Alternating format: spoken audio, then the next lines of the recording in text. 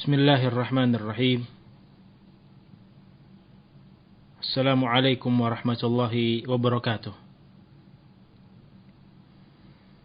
Innal hamdalillah nahmaduhu wa nasta'inuhu wa nastaghfiruhu wa natubu ilaih. Wa na'udzu billahi min shururi anfusina wa min sayyiati a'malina. May yahdihillahu fala mudilla lahu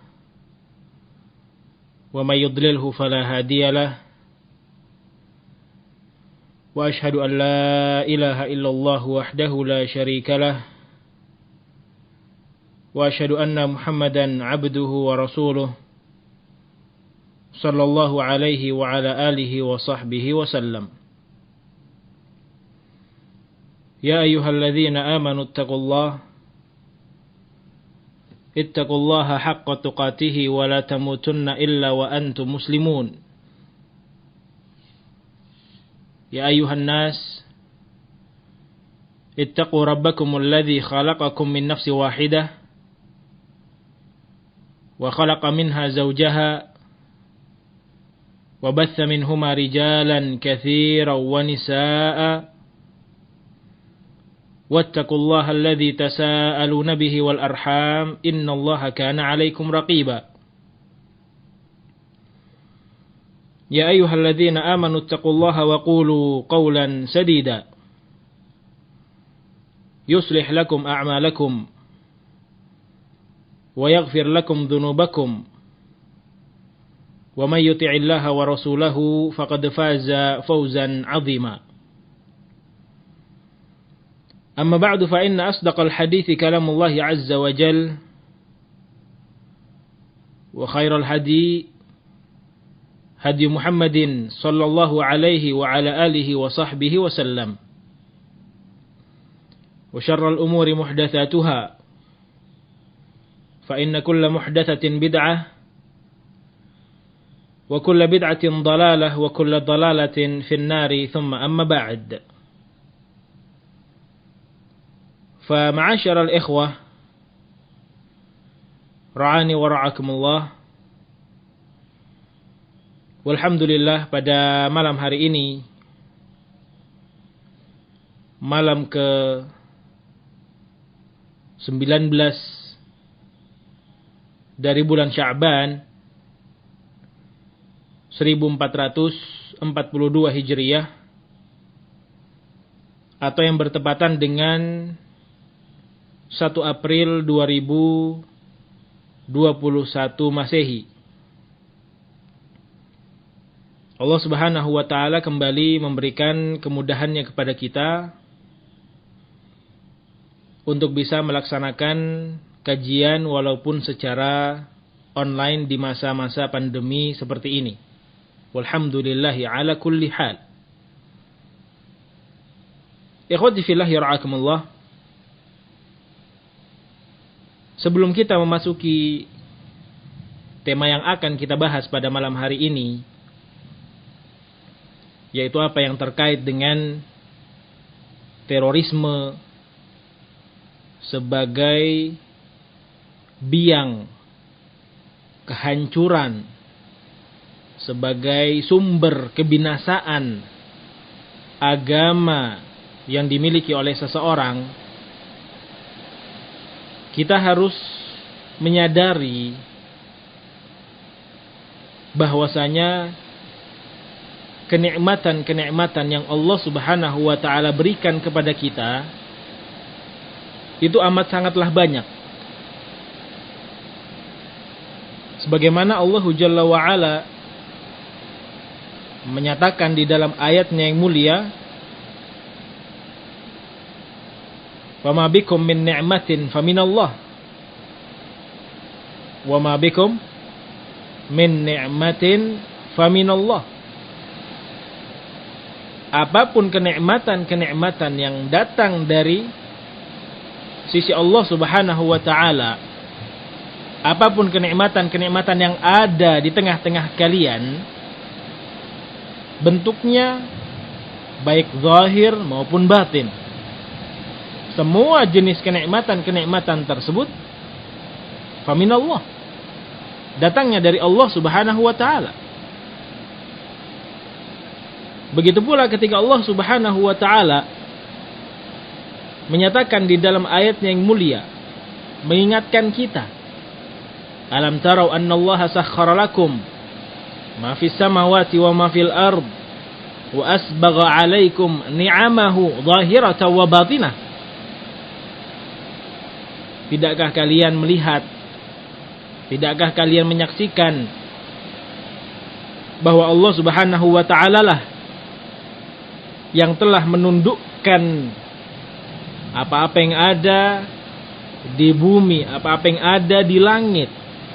Langit bisa menaungi kita sebagai manusia hidup di muka bumi Allah Jalla wa'ala. Bumi bisa kita pijak, yang kita mencari ma'isyah di atasnya, mencari nafkah untuk anak, istri, keluarga dan yang lainnya.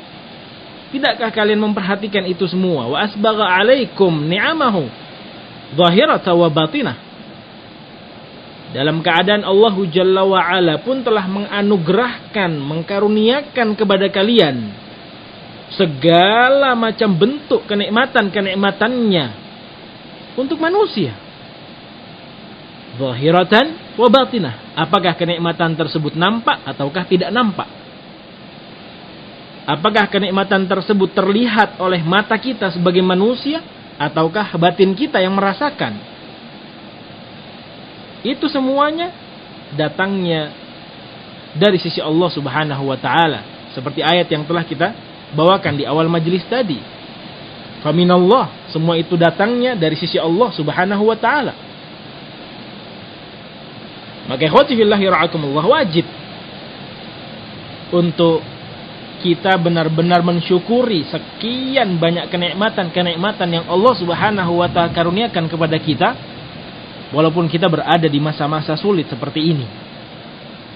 Dan di antara kenikmatan-kenikmatan yang ada, mungkin ini masuk kepada jenis kenikmatan kedua yang Allah Jalla wa'ala sebutkan di dalam ayatnya yang mulia, yang tadi sempat kita nukilkan, zahiratan wa batinah, yang mana disebutkan pada hakikatnya oleh Al-Imam Abdurrahman ibn Nasir As-Sa'di alaihi rahmatullah, asbagha alaikum ay ammakum wa ghammarakum ni'amahu adh-dhahirah wal batinah allati na'lamu biha. Ketika kita benar-benar menyadari bahwa Allah Subhanahu wa taala lah yang menjadi satu-satunya zat yang mengaruniakan kepada kita kenikmatan secara zahir, kenikmatan secara batin, allati na'lamu biha, kata Imam Abdurrahman ibn Nasir As-Sa'di, yang kita mengetahui. Wallati takhfa alaina, begitu pula di sana terdapat kenikmatan-kenikmatan yang kita tidak mengetahui. Kenikmatan-kenikmatan yang kita tidak sadar ketika Allah Jalla wa'ala memberikan itu semua. Maka akhwati fillahi ra'akumullah, kembali kepada poin yang tadi, kita harus benar-benar mensyukuri kenikmatan zahir maupun batin. Karena dengan mensyukuri nikmat tersebut, niscaya akan langgeng kenikmatan-kenikmatan yang ada dari sisi Allah Subhanahu wa taala. Ikhwati fillahi ra'akumullah, di antara kenikmatan-kenikmatan tersebut adalah nikmat yang disebut oleh para ulama kita, oleh a'immatus salaf kita dengan nikmatul amni wal aman. Nikmatnya rasa aman.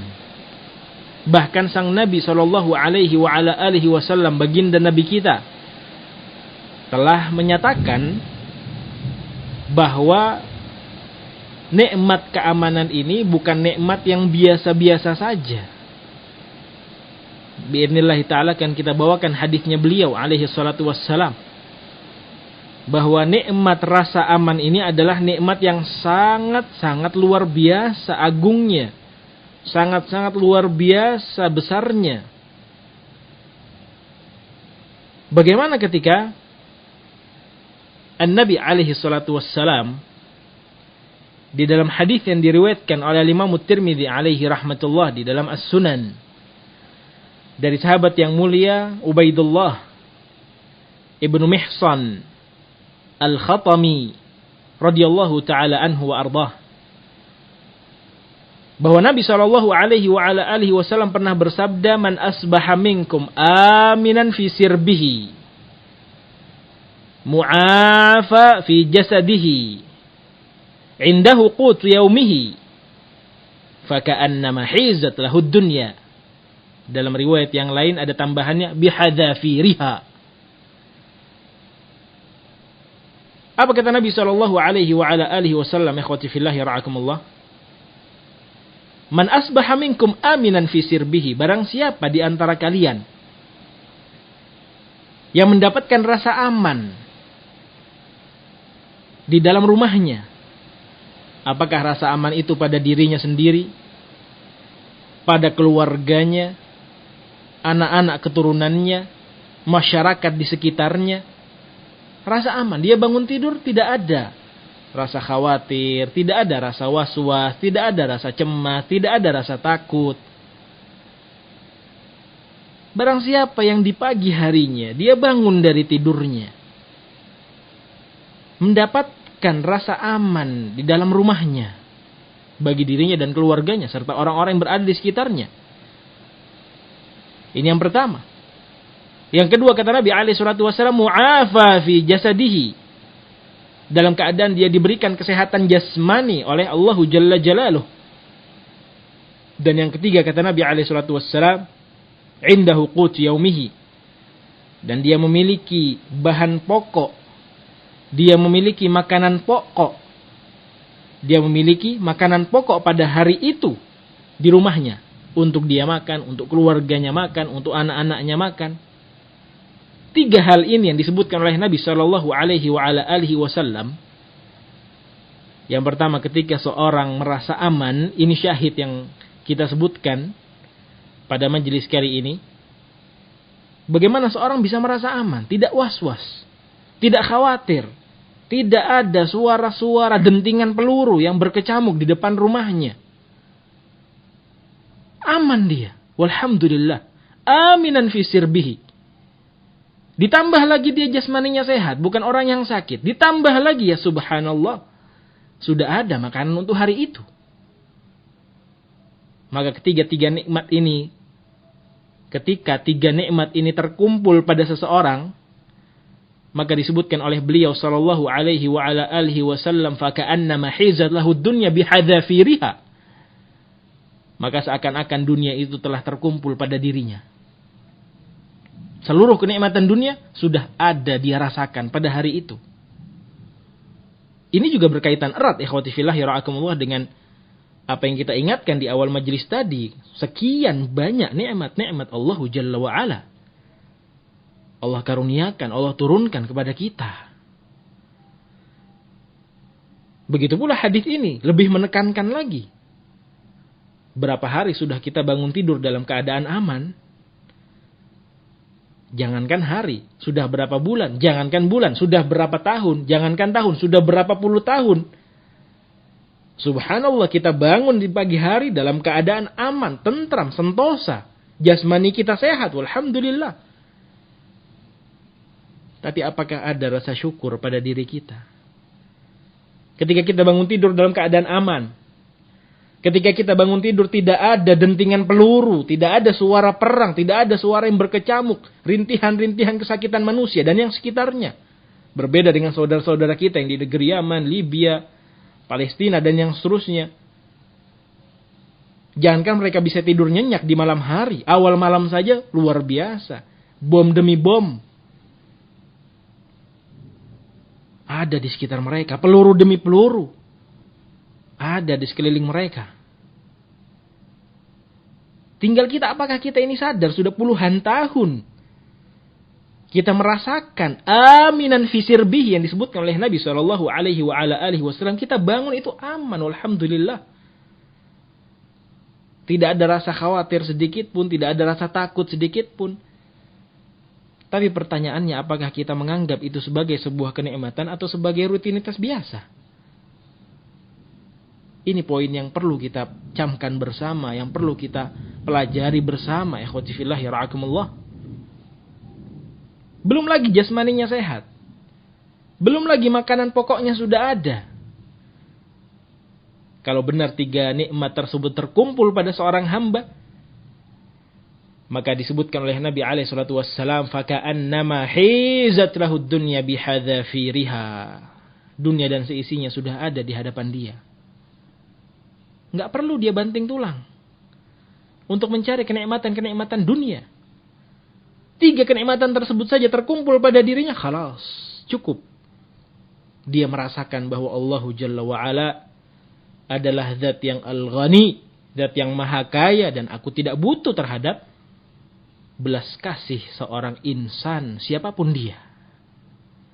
Hanya pertanyaannya, ikhwati fillah ya ra'akumullah, apakah kita sadar bahwa rasa aman itu merupakan sebuah nikmat, atau mungkin kita tidak sadar? Kalau tidak sadar, maka kita harus berbenah. Maka kita harus benar-benar mengintrospeksi, memperbaiki diri kita. Dan harus kita rubah pola berpikir kita bahwa ketika besok pagi kita bangun dalam keadaan aman, tentram, apalagi jasmani kita sehat, apalagi makanan sudah ada, maka banyak-banyak kita bersyukur kepada Allah Subhanahu wa taala. Karena hati-hati ikhwati fillah ya ra'akumullah, apabila banyak dari kalangan kaum muslimin yang melupakan nikmat rasa aman ini, seakan-akan tidak terjadi, tidak diturunkan, tidak dikaruniakan kenikmatan-kenikmatan dari sisi Allah Jalla wa'ala, terkhusus ni'matul amni wal aman, maka kita harus waspada ketika Allah Jalla wa'ala akan mencabut nikmat tersebut. Ayat yang sudah kita ketahui bersama, la in syakartum la azidannakum wa la in kafartum inna azabi lasyadid, kata Allah Jalla Jalaluh. Kalau kita mau bersyukur, maka pasti dan pasti akan Allah tambah. Kita bersyukur atas kenikmatan jasmani yang kita miliki, kesehatan jasmani yang kita miliki, maka Allah Jalla wa'ala akan menambahnya. Kita bersyukur atas nikmat al-amn, rasa aman yang ada di tengah-tengah kita, maka Allah Jalla wa'ala pun telah berjanji, la azidannakum, pasti dan pasti kami akan menambah nikmat-nikmat tersebut. Tapi sebaliknya, wala in kafartum, kalau kalian kufur, kalau kita semua ini kufur, menganggap rasa aman itu ya biasa-biasa saja. Mau ada rasa aman, mau tidak ada rasa aman, ya tidak berpengaruh pada diri kita. Wah, rumah kita sudah lengkap dengan pagarnya, rumah kita sudah lengkap dengan pintunya yang terkunci rapat, dan yang seterusnya. Ini kita harus waspada. Kita harus hati-hati, ikhwati fillah ya ra'akumullah. Karena Allah Jalla wa'ala mengancam orang-orang yang terkhusus tidak bersyukur dengan nikmatul amni wal aman, tidak bersyukur dengan adanya nikmat rasa aman ini di dalam ayat yang mulia. Apa kata Allah Jalla Jalaluh? Allah Subhanahu wa taala berfirman, wa daraballahu mathalan qaryatan, perhatikan, kanat aminatan mutmainnatan ya'tiha rizquha ragadan min kulli makan. Akan tetapi fakafarat bi an'umillah fa'adzaqaha Allahu libasal ju'i wal khauf bima kanu yasna'un. Apa kata Allah, ikhwati fillahi ra'akumullah? Kata Allah Jalla wa'ala, wa daraballahu mathalan qaryatan kanat aminatan mutmainnah. Dan Allah Jalla wa'ala telah membuat suatu permisalan, suatu perumpamaan dengan sebuah negeri yang dahulunya, Masya Allah tabarakallah, aman, sentosa, tentram. Tidak ada kekurangan sedikit pun negeri tersebut, Masya Allah tabarakallah. Jannatani ayyamini wa shimal. Seakan-akan di kanan dan kirinya itu semuanya kenikmatan-kenikmatan duniawi. Apa yang diinginkan oleh penduduk negeri tersebut, khalas. Akan dia rasakan dengan mudah. Akan mereka dapatkan dengan cara yang sangat mudah. Akan tetapi ternyata Allah Jalla wa'ala menyatakan keadaan masyarakat, keadaan warga yang berada di negeri tersebut, yang kata Allah Jalla wa'ala, negeri tersebut ya'tiha rizquha ragadan min kulli makan. Mudah sekali warga masyarakatnya mendapatkan karunia demi karunia dari Allah Jalla wa'ala. Tapi balasannya apa? Mereka nggak mau bersyukur kepada Allah. Mereka sombong, mereka congkak. Seperti congkaknya Firaun. Seperti congkaknya Qarun. Orang-orang yang tidak merasa bahwa Allah Jalla wa'ala dibalik kesuksesan mereka, dibalik kekayaan mereka. Mereka tidak merasa itu semua. Apalagi Qarun. Wah, dia sebagai seorang yang pintar, seorang yang teliti dalam mengerjakan pekerjaan-pekerjaannya sehingga menghasilkan apa yang dia miliki. Fir'aun apalagi kerajaannya luar biasa, sombong, congkak. Ini jenis-jenis orang yang kufur wal'iyadzubillah atas nikmat-nikmat Allah. Termasuk warga masyarakat penduduk yang Allah Subhanahu wa taala sebutkan pada ayat yang mulia ini. Mereka diberikan karunia, mereka diberikan rezeki, dibuka dunia untuk mereka. Tapi apa balasan mereka kepada Allah Jalla wa'ala? Fakafarat bi an'umillah. Dalam keadaan penduduk, dalam keadaan warga masyarakat negeri tersebut kufur atas nikmat-nikmat Allah.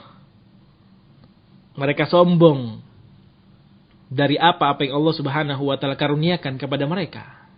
Dengan sebab kekufuran tersebut, fa'adzaqahallahu libasal ju'i wal khauf.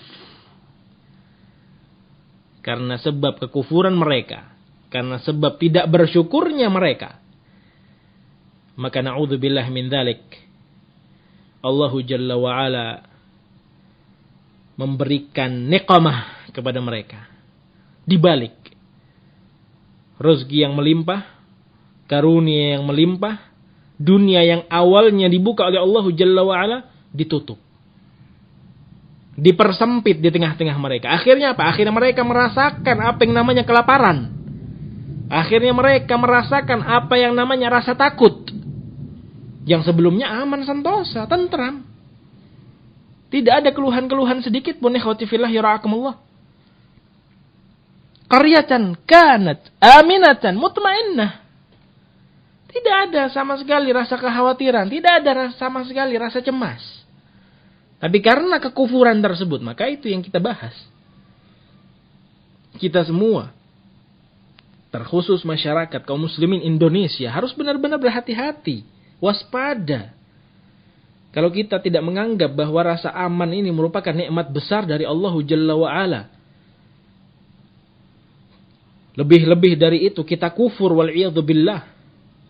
Tidak menganggap rasa aman ini sebagai sebuah nikmat. Tapi mungkin kita menyandarkannya karena si fulan, karena si Allah. Karena pihak ini, karena pihak itu. Dan kita tidak merasa itu sebuah karunia dan kenikmatan dari Allah Jalla wa'ala. Hati-hati. Maka Allah Subhanahu wa ta'ala akan membalik rasa aman tersebut menjadi al-khawf. Kita akan terus cemas, kita akan terus takut, kita akan terus khawatir. Kenapa itu semua Allah Jalla wa'ala berikan kepada penduduk negeri tadi? Bima kanu yasna'un. Itu semua disebabkan oleh apa yang mereka perbuat.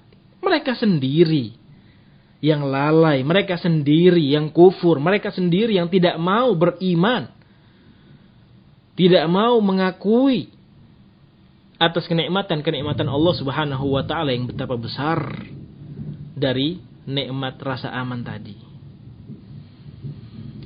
Maka ikhwati fillah yara'akumullah, di antara wasilah, di antara perantara, tata cara agar kita bisa bersyukur atas nikmat rasa aman yang ada di tengah-tengah kita saat ini, yang ada di tengah-tengah kita sekarang ini, adalah kita mensyukuri, tentunya terutama kepada Allah Jalla wa'ala. Dan yang kedua, bagaimana ketika Allah Jalla wa'ala menjadikan rasa aman di tengah-tengah kita, itu melalui sebab, melalui perantara, dari kalangan makhluknya, dari kalangan manusia. Dalam hal ini adalah aparatur negara. Apakah itu pemerintahan secara umum, ataukah mungkin pihak-pihak yang terkait dengan keamanan, stabilitas nasional, TNI Polri, kalau di negara kita. Kata Allah Jalla wa'ala di dalam ayat yang kita bacakan tadi, fakafarat bi an'umillah. Ketika mereka kufur, ketika mereka tidak merasa bahwa rasa aman itu adalah sebuah nikmat, maka Allah balik. Yang awalnya aminatan mutmainnah menjadi sebuah negara yang diliputi dengan libasal ju'i wal khauf. Fa na'udzubillahi min dzalik. Jangan sampai negeri kita tercinta ini dibalik oleh Allah Jalla wa'ala. Rasa aman sudah ada sekarang, alhamdulillah. Dengan upaya yang maksimal, usaha yang luar biasa dari pihak-pihak terkait, terkhusus TNI Polri dan pemerintah kita secara umum di bawah komando, di bawah arahan dari Bapak Presiden kita. Kata Allah alaihi wa ala alihi wasallam, "Man la yashkurillah, la yashkurin nas." Barang siapa yang tidak bersyukur kepada Allah Jalla wa ala, atau man la yashkurillah, la yashkurin nas. Barang siapa yang tidak bersyukur kepada Allah Subhanahu wa ta'ala, maka dia akan sulit pula untuk bersyukur kepada manusia. Maka kita sebagai seorang sunni salafi, sebagai seorang ahlu sunnati wal jamaah, setelah tentunya kita bersyukur kepada Allah Subhanahu wa ta'ala atas nikmat rasa aman ini, kita pun harus bersyukur kepada pihak-pihak terkait yang memang mereka menjadi sebab, tentunya setelah Allah Subhanahu wa ta'ala, terciptanya, timbulnya rasa aman di tengah-tengah masyarakat kita, kaum muslimin secara khusus. Maka ikhwati fillah yara'akumullah, berbeda dengan apa yang dimiliki oleh akidah kaum khawarij, kaum terorisme, yang mereka akan senantiasa berusaha dan berupaya untuk menebarkan rasa teror, untuk menebarkan rasa takut. Inilah perbedaan kita dengan mereka.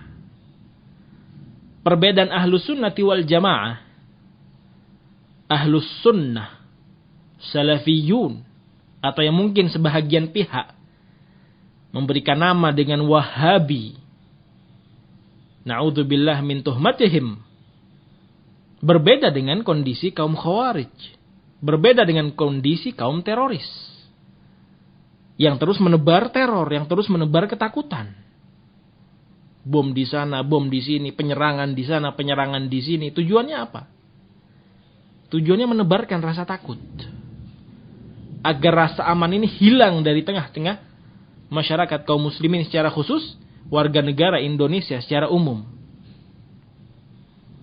Adapun ahlus sunnati wal jamaah, adapun salafiyun, adapun sebagian pihak yang menamakan kelompok kita ini sebagai wahabi, sangat bertolak belakang dengan ideologi mereka. Mereka kaum khawarij, kaum teroris, tidak mau sama sekali menghormati para penguasa, tidak mau menghormati pemerintah, tidak menghargai upaya, tidak menghargai usaha yang dilakukan oleh penguasa, pemerintah, pihak-pihak terkait dari TNI, Polri, keamanan, dan yang seterusnya, Tidak menghargai itu semua. Bahkan kaum khawarij, kaum teroris menganggap mereka semua sebagai taghut. Monyet-monyet berseragam coklat. Kata sebahagian mereka. Berbeda Ahlus Sunnati wal Jamaah. Jangankan pihak keamanannya. Jangankan TNI Polri-nya. Pemerintah secara umum. Terkhusus Bapak Presiden dibela harga dirinya oleh Ahlus Sunnah. Jangankan presidennya, keluarga presiden. Anak-anaknya, kerabat-kerabatnya, orang-orang dekatnya dijaga oleh Ahlus Sunnah. Harga diri mereka, kredibilitas mereka. Ahlus Sunnah, Salafiyun, yang sebahagian pihak menyebutnya sebagai Wahabi, adalah pihak yang sama sekali tidak pernah berusaha untuk menjatuhkan kredibilitas pemerintah. Apalagi perorangan, seperti presiden misalkan. Nggak pernah. Kita memiliki sebuah akidah. Kita memiliki sebuah keyakinan. Kita memiliki sebuah ajaran yang diajarkan oleh para ulama kita. Yang diwariskan dari Nabi kita Muhammad sallallahu alaihi wasallam. Dalam hadisnya alaihi salatu wassalam. Alaikum bisam'i wa ta'ah. Wajib atas kalian untuk mendengar dan taat. Kepada penguasa, kepada pemerintah. Sabda Nabi sallallahu alaihi wasallam tersebut ditujukan. Maka sabda Nabi alaihi salatu wassalam di sisi ahli sunnati wal jamaah, di sisi salafiyin, akan dikatakan ala ra'si wal ain sam'an wa ta'atan ya Nabi Allah. Di atas kepala kita, kami akan mendengar dan kami akan taat kepadamu wahai Nabi Allah. Tidak lantas kita menjadi orang-orang yang mencela penguasa, mencela pemerintah. Dari sisi mana? Setelah kita mengetahui kontradiksi akidah, kontradiksi ideologi yang dimiliki oleh kaum khawarij, teroris, dengan Ahlus Sunnah, Salafiyin, Wahabi, kata sebahagian pihak. Dari sisi mana mau disamakan? Bahkan mungkin ada yang mengklaim bahwasanya Salafi, Wahabi adalah pintu masuk teroris. Semoga Allah Subhanahu wa taala memberikan hidayah kepada Anda. Ikhwati fillah ra'akumullah. Dari apa yang kita paparkan, jelas kita mengetahui perbedaan yang sangat mencolok antara akidah kaum khawarij dengan akidah ahli sunnati wal jamaah. Ahlu sunnah akan menjaga kredibilitas penguasa, pemerintahnya. Seperti yang sudah saya isyaratkan, bukan hanya individu-individu penguasanya, presidennya, wakil presidennya, dan yang seterusnya. Keluarga-keluarga mereka, kerabat-kerabat mereka, kolega-kolega mereka akan dijaga oleh ahli sunnah. Ahli sunnah bukan orang-orang yang suka mencela. Jangan dibawa kemana-mana. Oh, itu ahlu sunnah tukang membid'ah-bid'ahkan. Ahlu sunnah tukang menuduh bahwasanya ini adalah syirik, itu adalah bid'ah, ini adalah khurafat, dan yang lainnya. Silahkan bantah secara ilmiah. Kita tidak mencela. Kita membawa apa yang datang dari sisi Nabi sallallahu alaihi wasallam. Jangan sampai kita beragama dengan sikap yang gulu. Jangan sampai kita beragama dengan sikap ekstrim. Apakah itu ekstrim kanan ataukah ekstrim kiri? Ikhwati fillah yara'akumullah. Kita harus beragama dalam keadaan wasatiyah, pertengahan. Tidak bisa kita menjadikan agama ini sesuai dengan apa yang kita inginkan. Ketika Nabi Shallallahu Alaihi Wasallam mengajarkan suatu perkara, maka kita sebagai umat beliau Alaihi Wasallam harusnya mengatakan sam'an wa ta'atan ya Nabi Allah. Tidak ada tawar menawar dalam hal ibadah. Maka sumber kehancuran agama seseorang adalah sikap ghulu. Sikap ghulu ini, kalau dia terlalu ke kanan, maka akan mendatangkan sifat-sifat pemberontak. Inilah yang kita kenal dengan akidah kaum khawarij. Di masa sekarang ini, sebuah kelompok yang dinamakan dengan ISIS. Kalau dalam bahasa Arabnya adalah Daesh, Daulatul Islamiyah fil Iraq wa Syam. Ini mereka kelompok yang dilandasi dengan keguluan yang sangat, na'udzubillah min dzalik.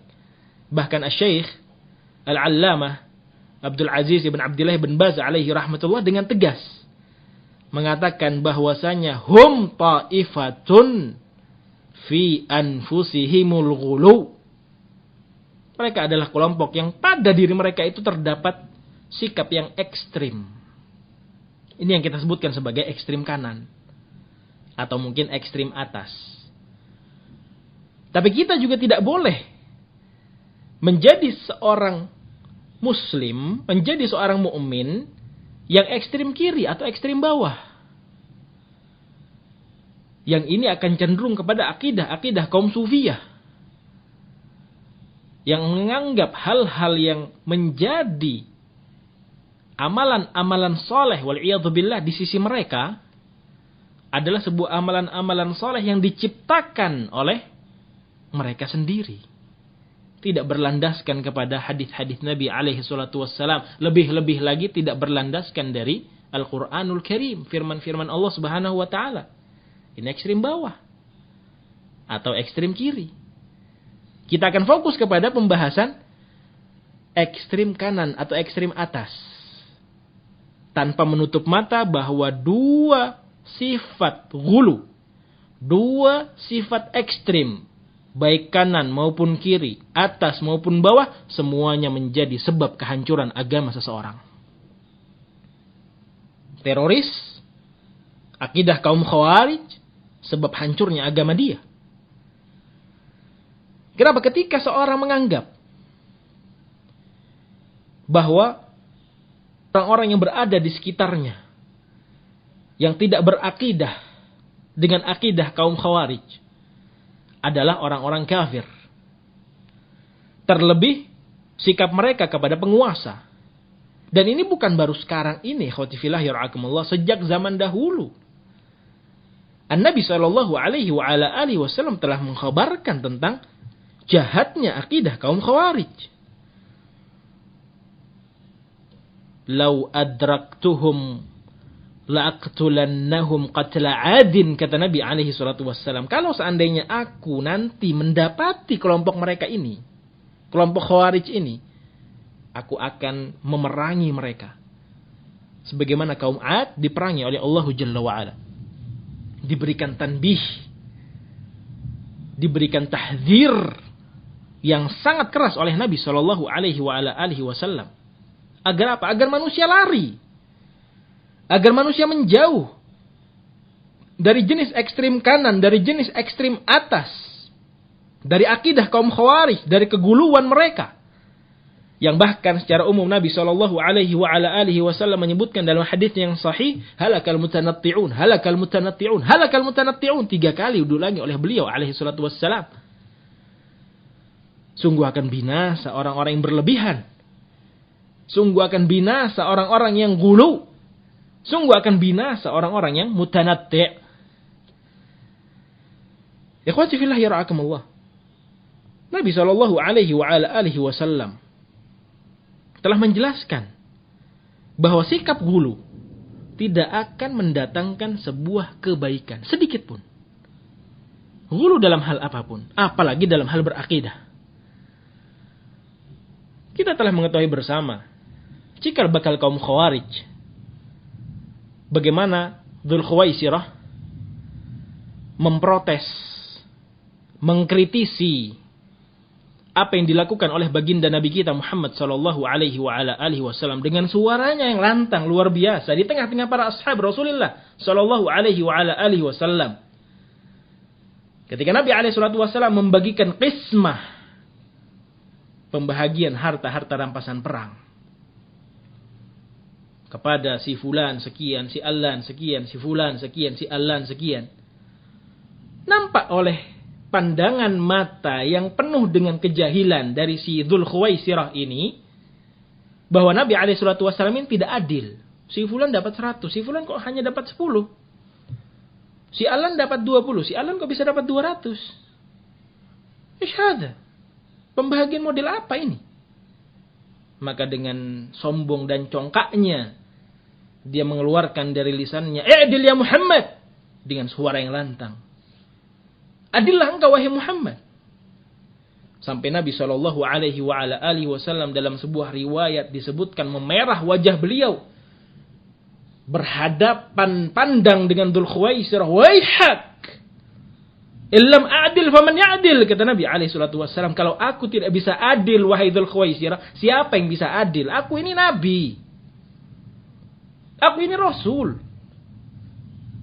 Aku ini mendapatkan wahyu dari Allah Jalla wa'ala. Kalau aku tidak adil, siapa lagi yang adil?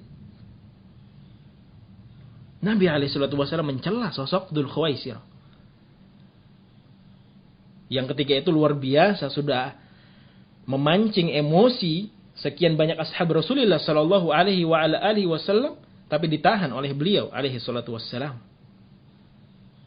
Tentunya dengan melihat maslahat yang lebih besar, jangan sampai ada suara-suara sumbang dari kaum munafikin, kaum kuffar Quraisy yang wal'iyadzubillah menyuarakan bahwa Muhammad alaihi salatu wassalam memerangi sahabatnya sendiri. Dibiarkan oleh Nabi alaihi salatu wassalam.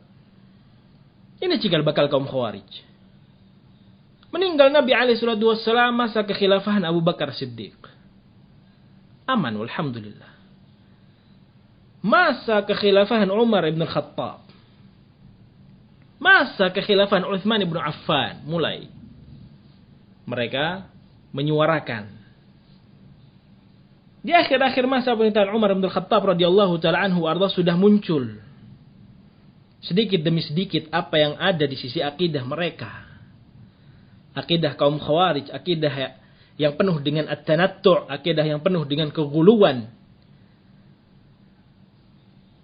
Yang mana mereka ini telah dikhabarkan oleh Nabi sallallahu alaihi wasallam dalam hadis yang diriwayatkan oleh Imam Bukhari alaihi rahmatullah, yakhruju fi hadhihi al-ummah, dalam riwayat yang lain, yamruqu mariqat ala hini firqah minal muslimin. Apa kata Nabi alaihi salatu wassalam?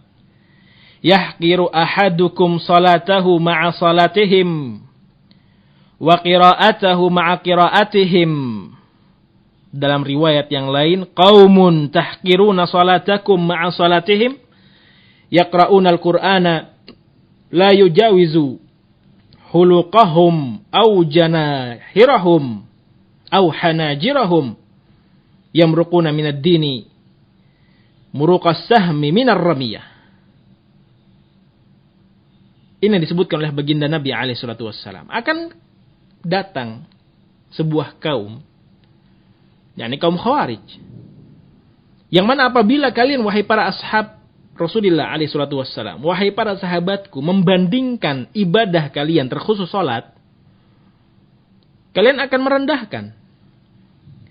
Kalian akan merasa lebih sedikit amalan-amalan salat kalian dibanding dengan amalan-amalan salat mereka. Bacaan-bacaan Al-Quran kalian dengan bacaan-bacaan Al-Quran mereka. Kalian akan merasa hina, wahai para sahabat. Kenapa? Mereka jauh lebih banyak sholatnya. Mereka jauh lebih banyak qiraatul Qur'annya. Artinya apa?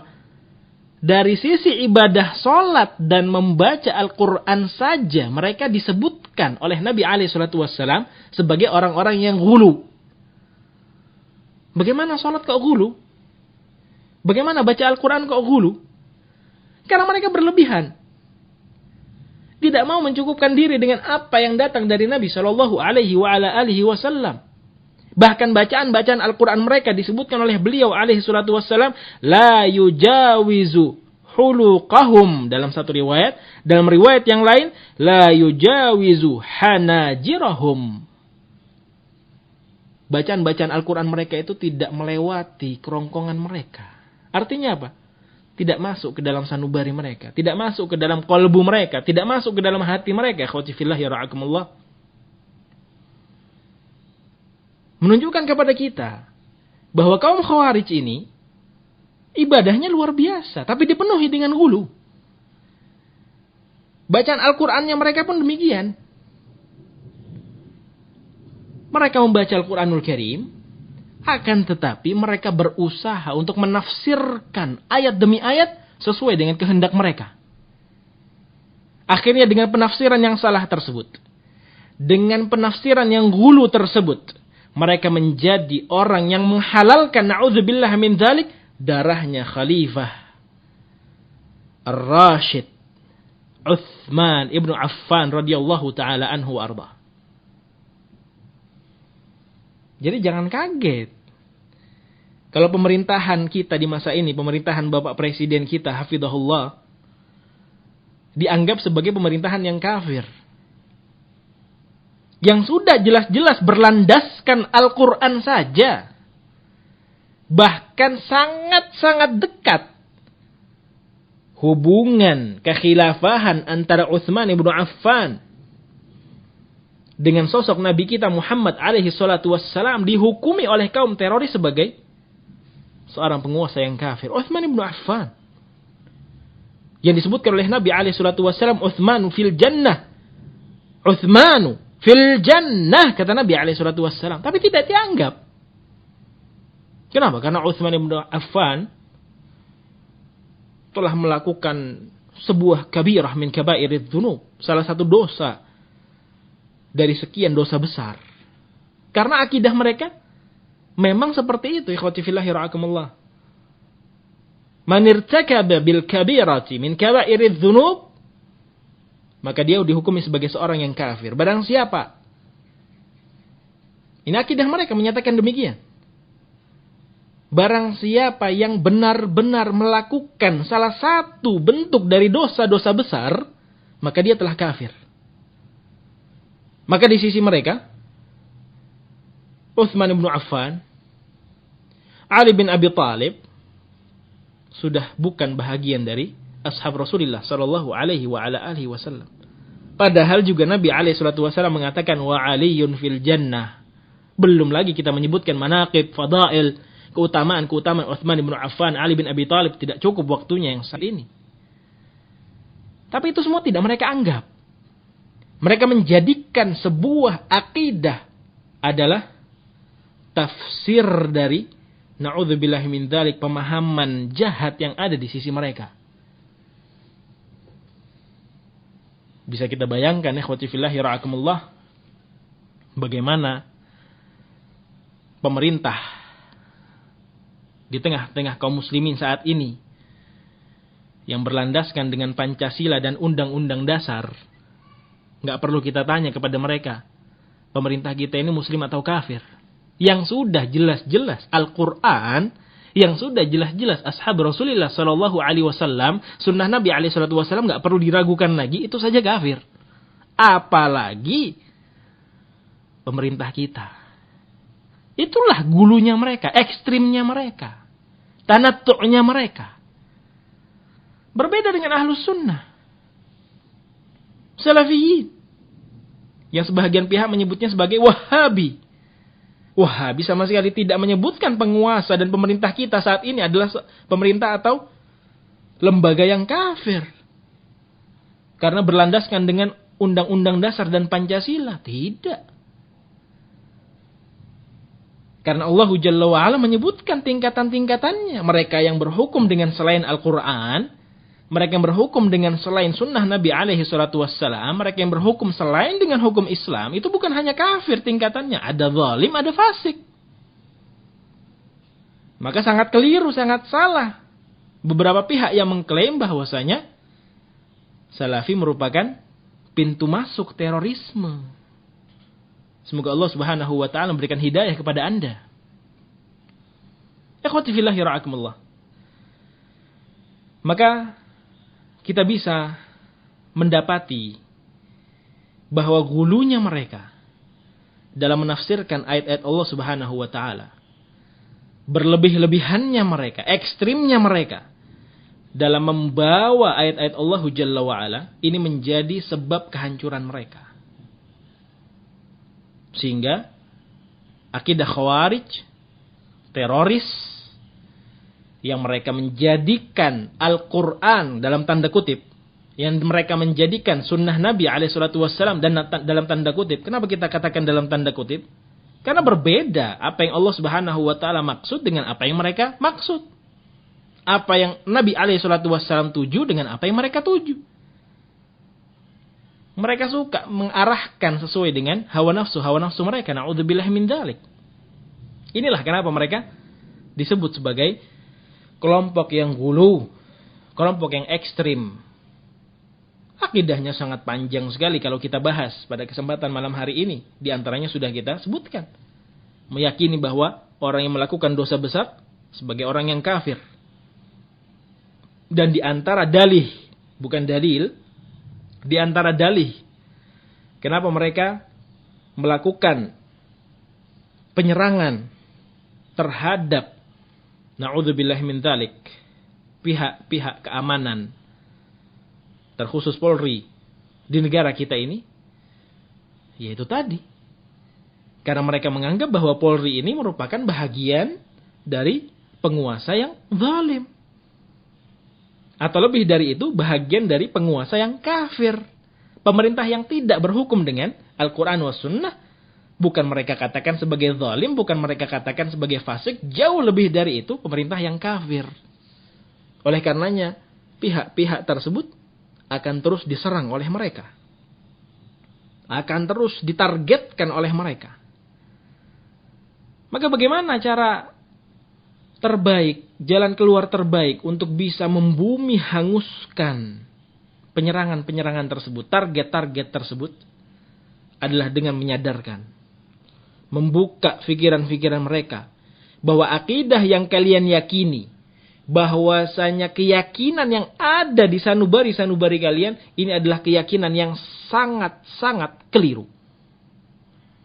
Islam tidak membenarkan untuk menebar ancaman demi ancaman, rasa teror demi rasa teror. Islam itu rahmatan lil alamin.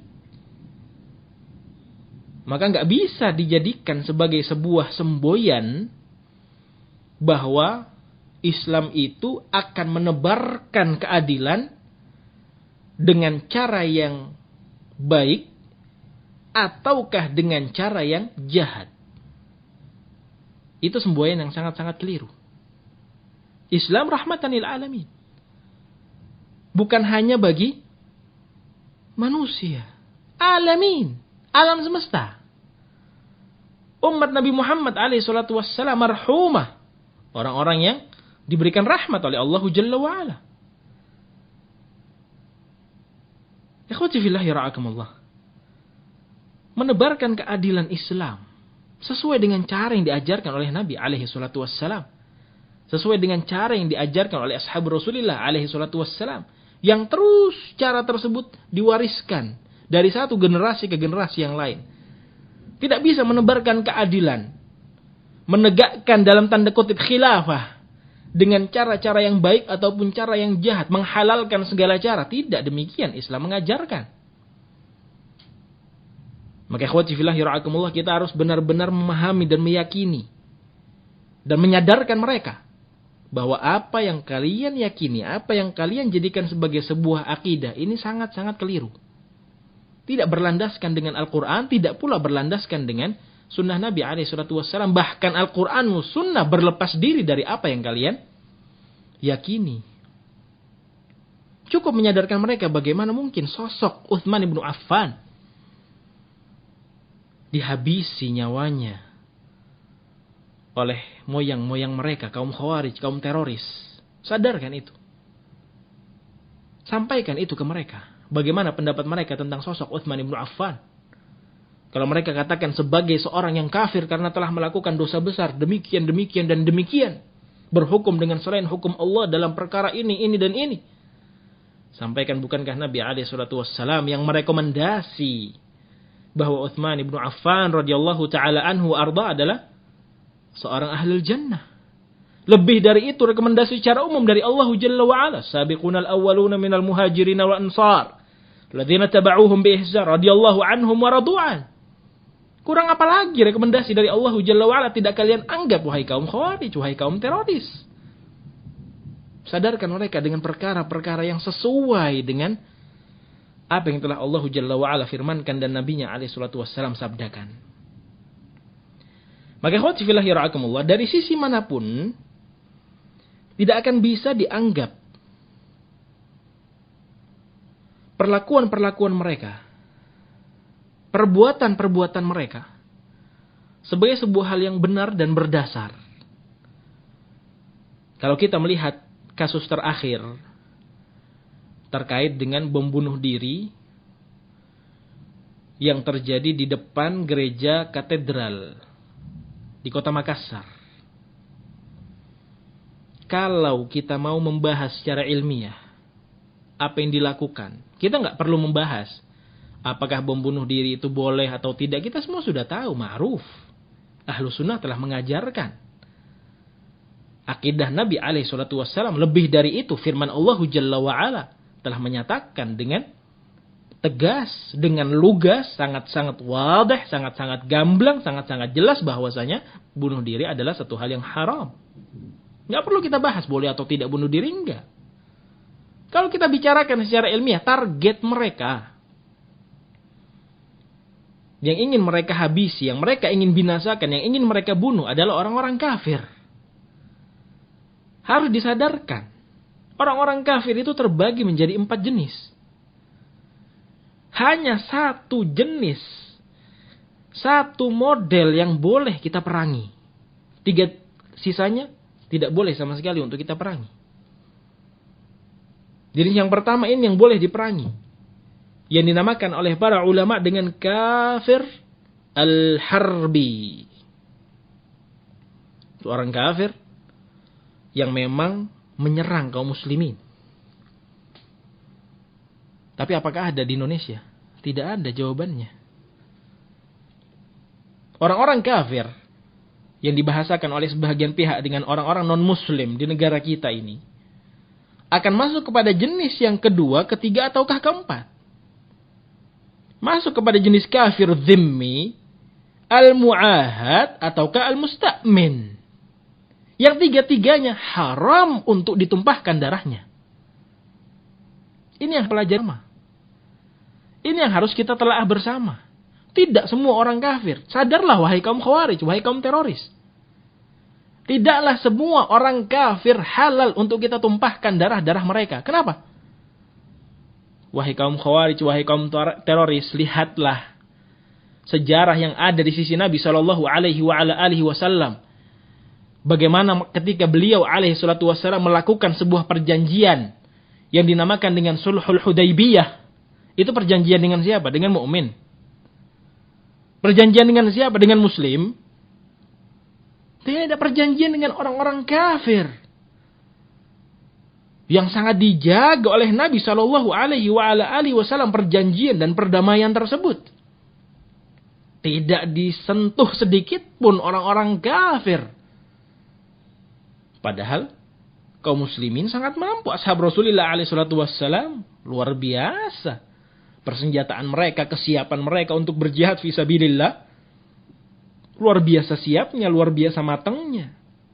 Maka ini yang harus disadarkan kepada mereka. Orang-orang kafir di zaman Nabi SAW saja ada yang tidak diperangi oleh beliau SAW dan kaum muslimin. Sementara kalian memerangi orang-orang kafir yang na'udzubillah min dzalik, dilindungi oleh pemerintah yang sah, dilindungi oleh penguasa. Lebih dari itu, akidah Islam yang benar telah menjelaskan bahwa darah-darah mereka haram untuk ditumpahkan. Bukan hanya darah-darah mereka, harta-harta mereka pun haram. Ikhwati fillah yara'akumullah. Ini perbedaan kaum khawarij sekali lagi dengan ahlus sunnati wal jamaah, salafiyin, yang sebahagian pihak mengatakannya sebagai kaum wahabi. Kafir dhimmi, al-mu'ahad, musta'min akan aman di tengah-tengah ahlus sunnah. Tidak akan diganggu. Sebagaimana orang-orang kafir yang menyatakan sulhul Hudaybiyah, perjanjian damai bersama Nabi SAW, mereka pun aman, tidak diganggu, tidak disentuh sedikit pun oleh Nabi SAW. Tapi coba bayangkan bagaimana kalau kaum khawarij yang berada di tengah-tengah kafir tersebut, kafir diperangi langsung. Na'udzubillahi min dzalik. Keyakinan yang sangat-sangat jauh dari apa yang dibimbingkan oleh Nabi sallallahu alaihi wasallam.